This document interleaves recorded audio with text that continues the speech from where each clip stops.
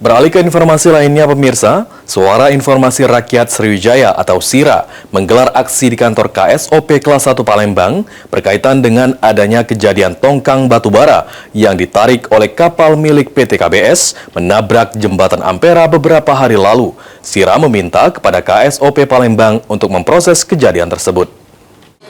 Ada PT Pelindo, ada PT Krakatau, rumah warga di sepanjang. Aksi damai dilakukan oleh Suara Informasi Rakyat Sriwijaya atau SIRA di depan kantor KSOP Kelas 1 Palembang. Aksi ini dilakukan SIRA karena adanya tongkang batubara yang ditarik oleh kapal milik PT KBS telah menabrak jembatan Ampera beberapa hari lalu.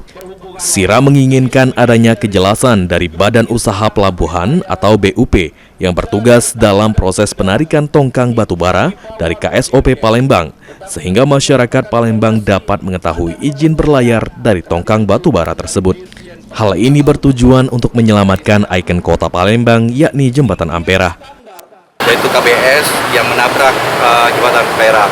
Jadi kita melihat di sini ada regulasi dan SOP yang dilakukan KSOP.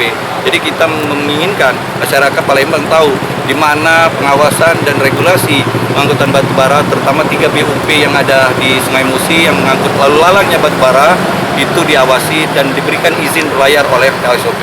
Jadi kita menginginkan dari Suara Informasi Rakyat Sriwijaya harus ada yang kontrol yang lebih untuk menyelamatkan ikon kota Palembang.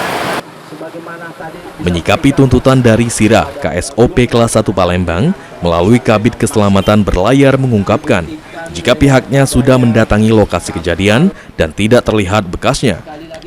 KSOP Palembang sendiri telah berkoordinasi dengan kepolisian.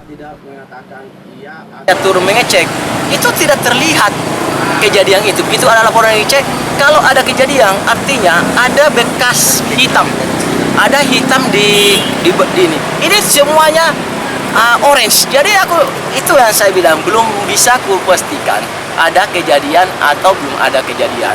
Tetapi teman-teman dari Polairut sudah melakukan penyelidikan apa ada apa tidak. Saya akan koordinasi dengan baik dengan teman-teman. Kalau ada, baru kita mengambil langkah-langkah yang perlu dilakukan ke depan.